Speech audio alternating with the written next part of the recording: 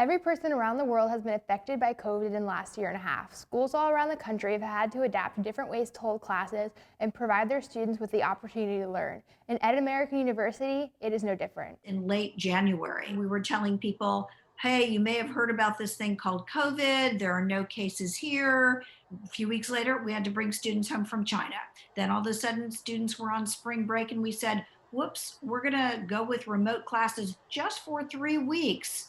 The next day, we said, oh no, we're remote the entire spring semester. As COVID shifted the way American University planned out their school year, they still made it a point for their students to reach out to the public and try to find new ways to have similar opportunities as done in the past. In some cases, students may not have been able to be in a situation where they could have interned with this particular company in person. We also created a virtual tutoring core. So we provided tutoring for the children of our faculty and staff.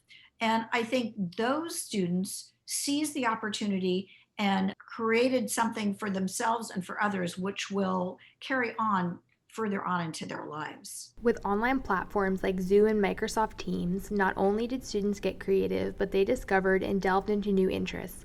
The way students communicate and their perspectives are forever changed because of the pandemic. The other thing that we learned during the pandemic was that you could hold very successful virtual events. We have the Kennedy Political Union here. They hosted Anthony Fauci. They hosted Stacey Abrams. In normal times, when you're not doing these online, the number of people who can join is very limited, the number of people who can come into the room. So I think this really shows that there is a future in the virtual world for these sorts of things. And I think without the horrible and very unfortunate pandemic, that is something we may not have realized.